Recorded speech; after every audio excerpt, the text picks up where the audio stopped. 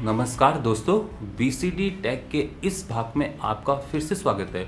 दोस्तों, GPU fast होता है कि आपका सीपीयू? आइए देखते हैं। सबसे पहले तो मैं आपको बता देता हूँ कि जीपीयू सीपीयू होते क्या हैं। जीपीयू मतलब ग्राफिकल प्रोसेसिंग यूनिट और सीपीयू मतलब सेंट्रल प्रोसेसिंग यूनिट। ये दो मेन कंपोनेंट हैं। चाहे आप यहाँ पर मोबाइल फ़ोन की बात करें, चाहे यहाँ पर आप अपने लैपटॉप डेस्कटॉप की बात करें, तो ये इंपॉर्टेंट कंपोनेंट है यहाँ पर किसी भी टाइप की प्रोसेसिंग पावर वाले गैजेट का, इक्विपमेंट का। और यहाँ पर अगर उसके अंदर डिस्प्ले है तो उसका भी। तो यहाँ पर जो सेंट्रल प्रोसेसिंग यूनिट है, सीपीयू है, वो आपका मेन प्रोसेसिंग यूनिट है जो यहाँ पर सारी कैलकुलेशन गणनाएं करता है ताकि आपको फाइनली एक आंसर मिल जाए। तो सीपीयू फास्ट होना यहाँ पर कंपलसरी है। अगर सीपीयू फास्ट नहीं होगा तो आपकी गणनाएं फास्ट नहीं होगी। यहाँ पर जो यूजर इंटरफेस है वो सबसे स्लो कंपोनेंट है। जैसे कि आप ले लेते हो कीबोर्ड आपकी सबसे स्लो है, उसके बाद हार्ड डिस्क आपकी थोड़ी सी फास्ट है बट स्लो कंपोनेंट है। उसके बाद जो फास्ट है वो है आपका बस, इंटरनल बस, उसके बाद है आपकी रैम और उसके बाद जो है आपका प्रोसेसिंग पावर। तो यहाँ पर दोस्तों सबसे जो स्लोएस्ट कंपोनेंट है कीबोर्ड, हार्ड डिस्क, उसके बाद आपका इंटरनल बस होगी, उसके बाद रैम और उसके बाद सीपीयू। तो ये जो कंपोनेंट्स हैं, हालांकि मैंने आपको एक सीक्वेंस में बता दी, सबसे स्लो, उसका फास्ट फास्ट फास्ट फास्ट। तो यहाँ पर ये जो कंपोनेंट है इनमें से कोई भी अगर आपका कंपोनेंट थोड़ा सा और स्लो हो जाए तो आपका जो पूरा सिस्टम यहाँ पर हैंग हो जाएगा। मतलब एक तरह से पूरा सिस्टम यहाँ पर स्लो हो जाएगा। तो यहाँ पर अल्टीमेटली प्रोसेसर जो होता है सबसे ज़्यादा फास्ट रखे जाते हैं। उसके बाद आपकी आती है रैम, क्योंकि यहाँ पर प्रोसेसर, क्योंकि उसको गणनाएँ करनी है और गणनाएँ जितनी फास्ट होंगी उतनी जल्दी हमें रिजल्ट्स आउटपुट में मिलेंगे। तो फिलहाल यहाँ पर प्रोसेसर का फास्ट होना बहुत ही कंपलसरी है। तो इनको फास्ट कैसे किया जाता है? इनको फास्ट करने के लिए आजकल जो मॉस टेक्नोलॉजी है उसकी जो डायमेंशन है, मतलब उसकी जो विड्थ है, उसको हम लोग दिनों दिन गिराते चले जा रहे हैं। और ये सब चल रहा है आपका मोर्स लॉ के ऊपर। यहाँ पर सीमोस ट्रांजिस्टर का जो साइज है वो दिनों दिन कम होता चला जा रहा है और ये जो परफॉर्मेंस है ये बढ़ती चली जा रही है। और ये जो सीपीयू है ये और फास्ट होते चले जा रहे हैं। तो फिलहाल जितने नंबर ऑफ ट्रांजिस्टर ज़्यादा होंगे ऑन सीपीयू उतना ही वो सिस्टम ज़्यादा फास्ट होगा।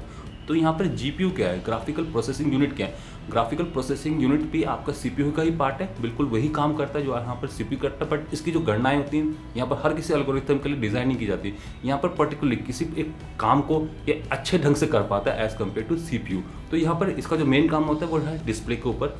देख सकते हैं कि इस टाइप के डिस्प्ले के ऊपर पूरे के पूरे जो पिक्सल्स है उसको ऑन ऑफ करना, किस रिफ्रेश रेट से इस पिक्सल को ऑन ऑफ करना। देख सकते हैं कि बहुत सारे यहाँ पर पिक्सल्स होंगे, सारे पिक्सल्स यहाँ पर जीपीयू ही कंट्रोल कर रहा है। तो जितना यहाँ पर दोस्तों आपका डायमेंशन बढ़ता चला जाएगा, यहाँ पर जितनी आपकी रेजोल्यूशन बढ़ती चली जाएगी, HD, फुल HD, 4K, तो उतना ही यहाँ पर दोस्तों आपको पावरफुल जीपीयू चाहिए होगा। और अगर आप यहाँ पर बहुत जल्दी रिफ्रेश रेट वाले किसी गेम को यहाँ पर प्ले कर रहे हो तो उस केस में जो ग्राफिकल प्रोसेसर यूनिट है वो काफ़ी ज़्यादा लोड हो जाती है, क्योंकि उस केस में बहुत जल्दी आपका जो ग्राफिक्स है वो चेंज हो रहा होता है।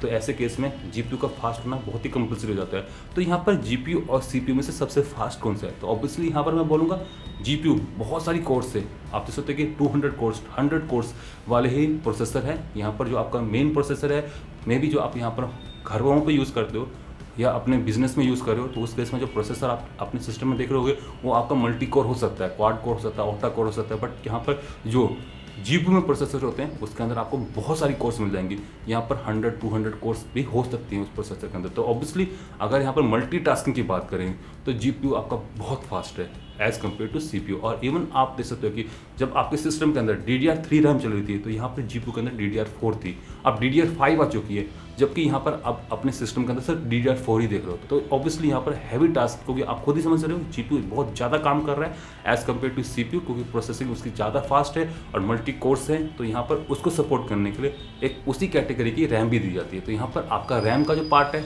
जो यहाँ पर जीपीयू में लगा हुआ है वो फास्ट है एज कम्पेयर टू आपको जो सिस्टम में लगा हुआ है। तो यहाँ पर जीपीयू ऑब्वियसली किसी भी एंगल में दिख रहा है कि ये बहुत ही फास्ट है।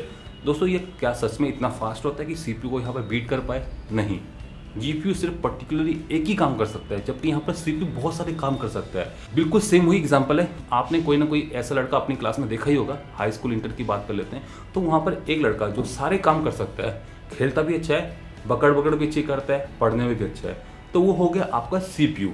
और एक लड़का जो सिर्फ खेलने में अच्छा है तो वो हो गया आपका जीपीयू। अगर उससे कहा जाए अच्छा पढ़ता है तो फिलहाल वो हो जाएगा फेल। तो यहाँ पर भी जीपीयू ऐसा ही है, अगर जीपीयू को काम दिया जाए कि इसको एल्गोरिथम को सॉल्व करना है और वो उसके काम का नहीं है, मतलब उस फील्ड का वो नहीं है, तो तो फिलहाल वो अच्छा नहीं कर पाएगा, वो फेल हो जाएगा।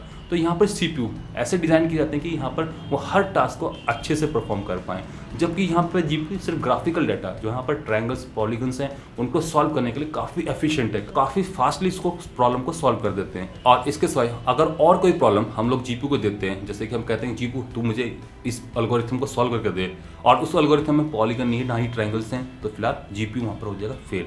GPU सिर्फ यहाँ पर ग्राफिकल डाटा को ही प्रोसेस करने में सक्षम है, मतलब फास्ट है और किसी डाटा में नहीं है। तो फिलहाल आप सभी को अब समझ में आ गया होगा कि GPU फास्ट होते हैं as compare to CPU for particular thing, but यहाँ पर CPU अल्टीमेट आपका फास्टेस्ट कंपोनेंट है। तो अगर आप यहाँ पर अपने सिस्टम के अंदर मतलब कि चाहते हो करके कि वो अच्छा परफॉर्म करे इन टर्म्स ऑफ ग्राफिक्स, तो यहाँ पर आप GPU पक्का लगाएं। जैसे कि आप वीडियो एडिटिंग करना चाहते हो, फोटोशॉप को चलाना चाहते हो, 3D एडिटिंग करना चाहते हो, तो फिलहाल उस केस में यहाँ पर मतलब गेमिंग भी होगी इसमें आप करना चाहते हो, तो यहाँ पर उस केस में GPU का अच्छा होना काफ़ी कंपल्सरी इंपॉर्टेंट होता है। जबकि यहाँ पर अगर आप करते हो कि मैं एक सिमुलेशन करना चाहता हूँ, एक एल्गोरिथम रन करना चाहता हूँ, मैटलैब का प्रोग्राम रन करना चाहता हूँ, तो उस केस में आप यहाँ पर फास्टेस्ट CPU वाला प्रोसेसिंग लें। तो फिलहाल आप सभी को अब समझ में आ गया होगा कि किस केस में आपको क्या लेना चाहिए, किस केस में क्या नहीं लेना चाहिए। तो अल्टीमेटली अगर आपसे कोई पूछे GPU फास्ट होता है तो CPU फास्ट होता है, तो मुझे लगता है कि आप सभी को इसका आंसर मिल गया होगा। तो मैं अब इसी के साथ मैं इस वीडियो एपिसोड को यहीं पर समाप्त करने जा रहा हूँ। नमस्कार, जय हिंद, जय भारत, वंदे मातरम।